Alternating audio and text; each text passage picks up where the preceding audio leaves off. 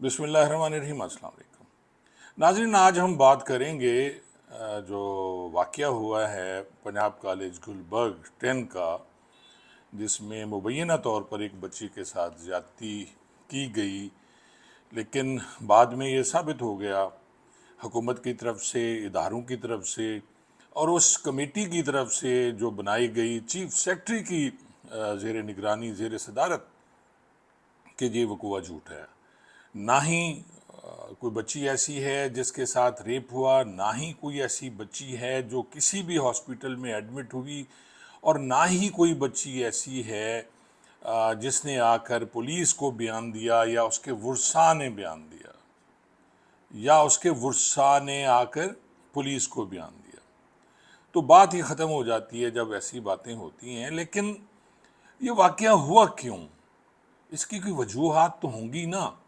सिर्फ हुकूमत की तरफ से इस बात को पीटीआई पे डाल देना या सियासी रंग देना, ये गलत बात है।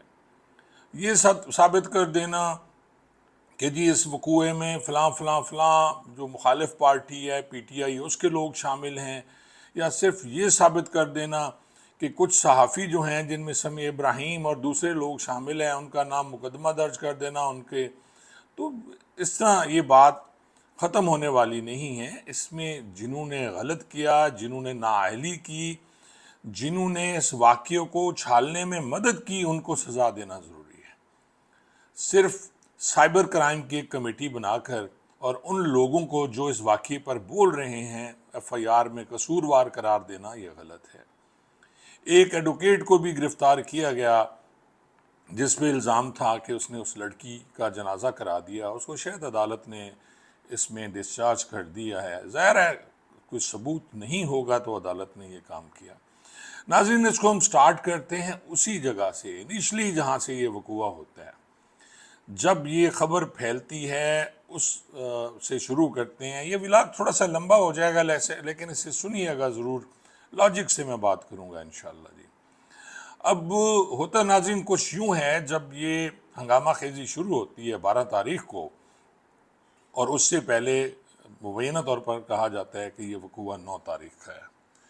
12 को पुलिस जाती है, वहाँ हंगामा होता है, स्टूडेंट्स इस पे इश्तियाल में होते हैं, वो पुलिस पर पथराव भी करते हैं, वो कॉलेज पे भी पथराव करते हैं। ये इश्तियाल था और उसमें बहुत से लड़के लड़कियाँ हलफ दे के इस बात को कह रहे थे कि जी वकूआ हुआ है, और लड़की जो है वो उसको चश्मदीद गवाह हैं जिन्होंने देखा कि स्ट्रेचर पर उठा के 9 तारीख को लेके जा रहे हैं।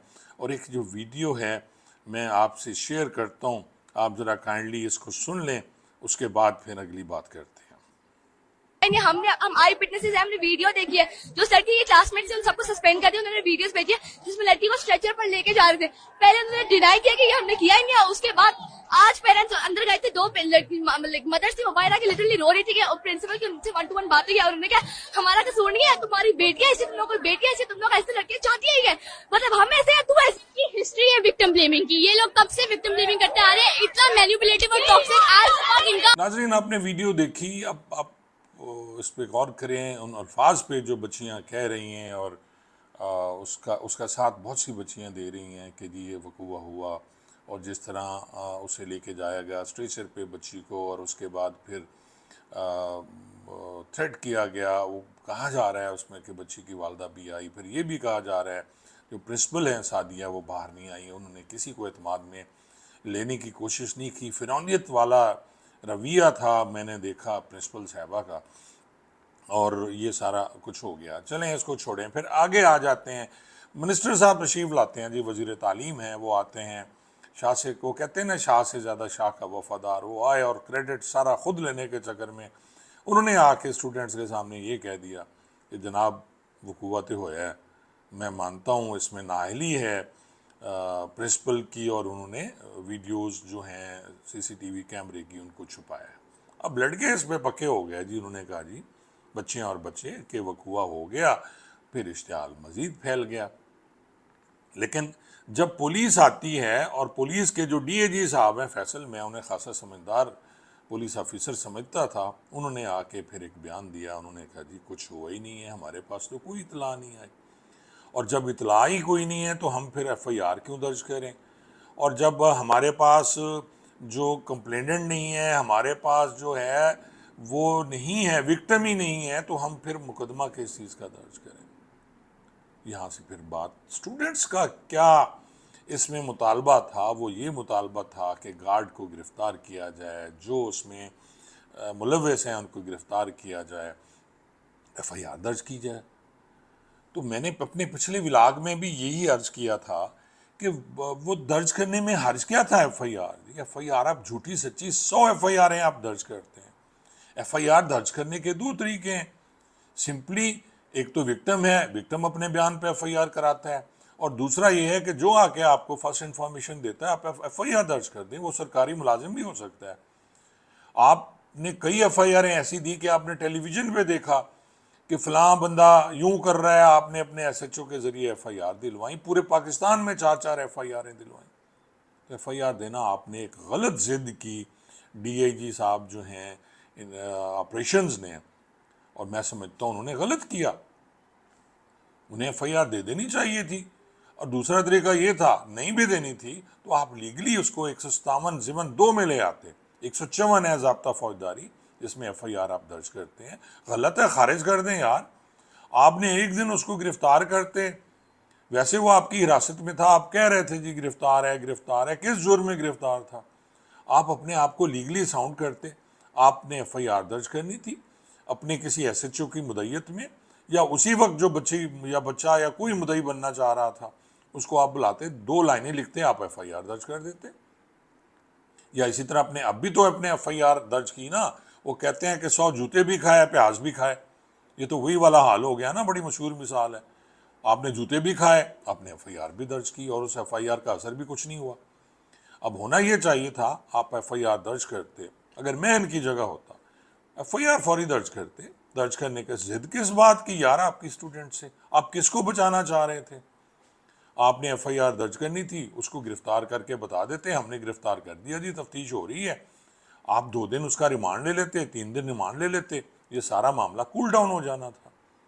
लेकिन फिर तशरीफ़ लाई उसमें जी आपकी वो दबंग किस्म की जो खातून हैं, ASP डिफेंस, उनका वकूआ ही नहीं है।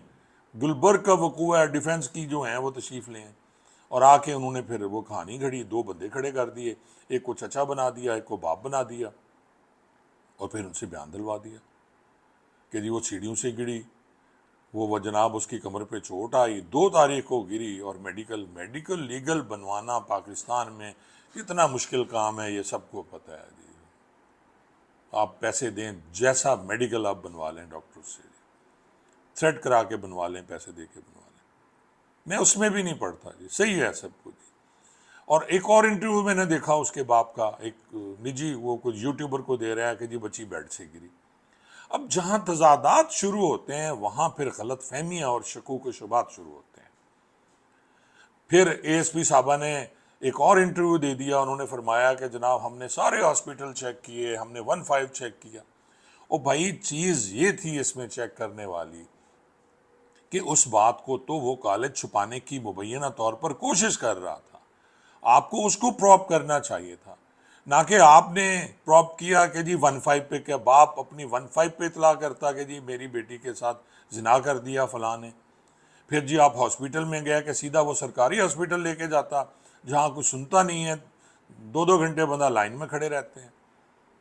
और 18, 16, 17 साल की जवान बच्ची है वो जी, वो कोई 2, 4, 5 साल की बच्ची नहीं थी। वो उसको अगर खुदा ना खास्ता उसके साथ किसी के साथ भी हुआ है, वो किसी की बेटी भी हो सकती है। फिर उस पर आपने तमाम हॉस्पिटल चेक कर लिया, आप फ्लो चेक करती रहीं, आप मेडिकल लीगल चेक करती रहीं। वो किसने मेडिकल लीगल बनवाना था? उन लोगों ने जिन्होंने प्राइवेट हॉस्पिटल में भेजा। क्या वो अपना सुराग छोड़ते कि जी हाँ बच्ची आई, उसका इंदराज होता, हाँ जी किस केस में आई, रेप में आई जी, और उसके बाद वो करते? यार खुदा का नाम माने अकल के अंत हो, आप अंधे हैं आप लोग। ये सारा कुछ कराने में आप लोगों का हाथ है, इसमें पुलिस का हाथ है, इसमें उस जो मिनिस्टर साहब हैं उनका हाथ है, और डाल दिया आपने PTI के गले में। हर काम आपने PTI के गले में डालना है, तो ये उनकी साजिश है। हर काम में या इंडिया आता है, इंडिया की साजिश है, या फिर वो पीटीआई की साजिश है। तो ही तो साजिशें रह गई इस मुल्क में, अपनी नाअहली को आप लोग छुपाते हैं। फिर वज़ीर आला साहब तशरीफ़ लाई, उन्होंने उस बच्ची को साथ बिठा दिया जो आयज़ा है, और उसका इंटरव्यू करा दिया, खुद ही वो साथ में उसे बोलने नहीं दिया, वो ऑफ ऑन करती रही। मैं उस बहस में नहीं पढ़ता, मैं किसी सियासी मामले में नहीं पढ़ना चाह रहा।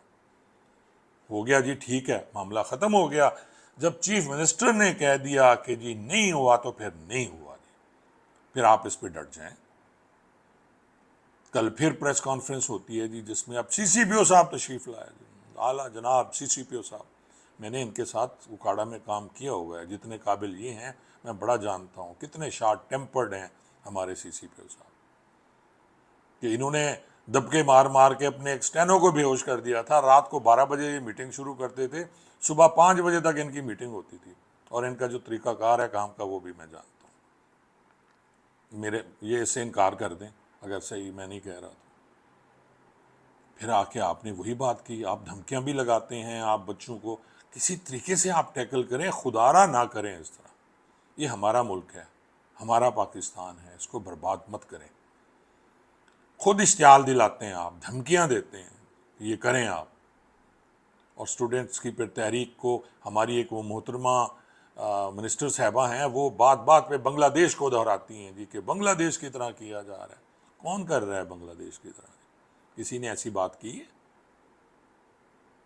स्टूडेंट्स अपने, मैं स्टूडेंट लीडर रहा हूँ जी, हम लोग करते थे, जहाँ कोई बात होती थी, ठीक है लाहौर में हो गया, हमने एक दिन एहतजाज अहमदपुर शर्किया में कर लिया, एक दिन भावलपुर में कर लिया जब मैं सदर होता था यूनियन का, ठीक है, ख़त्म हो गया, कोई हमें कुछ नहीं कहता था, कभी हम पे लाठी चार्ज नहीं हुआ, पुलिस साथ होती थी, हम यही नारे लगाते थे, लाठी गोली की सरकार नहीं चलेगी, नहीं चलेगी, करने के बाद हम लोग वापस आ जाते थे। आपने उन पे लाठी चार्ज किया, पहले गार्ड्स के जरिए उन पे लाठी चार्ज करवाया, बुरी तरह मारा, बच्चों को जख्मी हो गए, फिर आपने उन्हें अब गिरफ्तार कर करके डालना शुरू कर दिया, और डरा क्या रहे हैं आप कि जी आपका मुस्तकबिल ख़राब हो जाएगा, आप कहीं नौकरी नहीं कर सकोगे, आप जनाब कहीं कुछ ऐसा नहीं कर सकोगे। अब ये डरा रहे हैं। आपने मासूम बच्चों को उठा उठा के ट्रैफिक चालान किए, अपने बेतहाशा लोगों का मुस्तकबिल बर्बाद किया। मैं, देखें, आप मुझे बुरा कह लें, आप गलत कह लें, 30 लोगों पे आपने साइबर क्राइम का कर दिया, एक 31वां मैं भी हो सकता हूँ उसमें, क्योंकि मैं सच बोल रहा हूँ, आपको आपका आईना दिखा रहा हूँ, मैं कोशिश कर रहा हूँ, खुदारा मत करें इस तरह। अभी भी मामला उसी तरह चल रहा है, आप संभाल नहीं पा रहे हैं। फिर एक टीम बनी जी, इंक्वायरी की जी, वो जैसे मैं अर्ज कर चुका हूँ, चीफ सेक्रेटरी साहब ने उसे हेड किया, उसमें एक पुलिस वाला नहीं था। जितने 7 लोगों की वो जॉइंट जो इंक्वायरी कमेटी बनाई गई, एक पुलिस वाला नहीं था उसमें। उसने भी यही रिपोर्ट दी कि नहीं हुआ वकूआ। कौन ऐसा बेगैरत बाप है जो आके कहेगा मेरी बेटी के साथ ज्यादती हुई, पूरी उम्र उसकी बर्बाद हो जाएगी, पूरी जिंदगी उस पर जो ठप्पा लगेगा वो कोई हटा नहीं सकेगा, मोहर सब्त हो जाएगी अगर वो आके सामने बोल पड़ा तो। असल हकीकत ये है, अल्लाह करे ये वकूआ ना हुआ हो। सही किया आपने। कुछ लोग कह रहे हैं कि आप एक इदारे को बचाने की कोशिश कर रहे हैं, एक बहुत बड़ी हस्ती को बचाने की कोशिश कर रहे हैं। बहुत सी बातें हैं जो आ रही हैं, आप उन पे कान मत धरें, आप वो करें जो कानून आपको इजाज़त देता है, और कानून शुरू में आप ये कर जाते, आप FIR दर्ज कर देते, जो मिनिस्टर साहब हैं वो आके माफ़ी मांगते। एक प्रेस कॉन्फ्रेंस नहीं की उन्होंने, एक दफ़ा आके उन्होंने माफ़ी नहीं मांगी बच्चों से कि जी हाँ मुझसे गलती हो गई, कौम से माफ़ी नहीं मांगी उन्होंने, मिनिस्टर साहब ने, सिकंदर साहब जो हैं वज़ीर तालीम हैं, और उन्होंने ऊपर से इनका लाइसेंस जो है, रजिस्ट्रेशन इन्होंने सस्पेंड कर दी उस कॉलेज की। वो भाई आप तो स्टेप दर स्टेप ये करते गए, फिर आप कहते हैं कि नहीं जी ये हो गया, वो हो गया, फलां हो गया। व्लॉग लंबा हो गया, लेकिन मैं फिर यही आप दोस्तों से दरख्वास्त करूँगा, उन स्टूडेंट से भी रिक्वेस्ट करूँगा, आप लोग मत करें ऐसा। मैं एक रिक्वेस्ट करता हूँ चीफ जस्टिस पंजाब जो हैं हाई कोर्ट लाहौर की, उनसे कि मेहरबानी करें, एक जुडिशल कमीशन बनाएं इस पर, एक अच्छे जज जो हैं वो इसकी इंक्वायरी करें, या फिर ये इंक्वायरी आप पंजाब में कोई 2-4 ऑनेस्ट किस्म के जो मौजूद हैं अभी भी अफसरान, उनके ज़रिए इसकी इंक्वायरी कराएं। ये आपस में जो इन्होंने गड़बड़ कर दिया सारा कुछ, उस पर अवाम और बच्चे एतबार करने को तैयार नहीं हैं। मैं आपको वाज़ेह तौर पर कह रहा हूँ, कोई आपकी बात पे एतबार नहीं करता, कोई पुलिस की बात पे एतबार नहीं कर रहा। पुलिस तो वैसे नाकाबिल एतबार हो गई है। 9 मई में जो इन्होंने किया, लाखों रुपए ले लेके इन्होंने बेगुनाह लोगों को पकड़ा फिर छोड़ा। चीखते हैं लोग, इन्वेस्टिगेशन करने वाले लोग मेरे सामने रो पड़े। उन्होंने कहा सर हम क़यामत वाले दिन क्या मुंह दिखाएंगे जो हमसे इन्होंने कराया। इस पे मैं हल्फिया कहता हूँ, मैं कुरान उठाने को तैयार हूँ। मेरे सामने ये बात की उन लोगों ने जो इन्वेस्टिगेशन 9 मई वाली कर रहे हैं, जो जिना हाउस की कर रहे हैं, या जो टैफर हुआ जो अस्करी टावर की कर रहे हैं, कभी ये सामने बैठ जाएं, मैं साबित करूंगा कि ये बात की गई।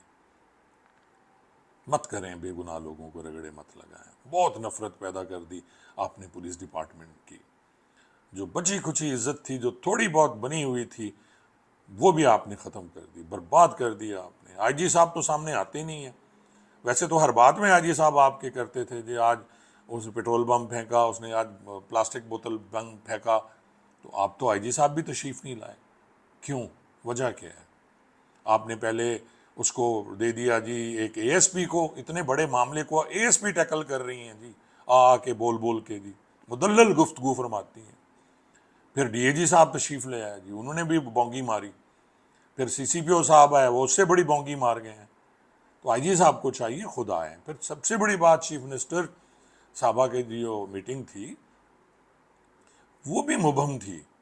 उसमें भी आपने किसी जो सवालात आपने नहीं करने दिए। और एक बात फिर कि जी जो प्रिंसिपल हैं उनकी प्रेस कॉन्फ्रेंस भी मैं देख रहा था, उसमें भी 2 बच्चियों को बिठाया गया। एक ईमान यूसुफ हैं, एक और बच्ची हैं कोमल हैं मेरे ख्याल में।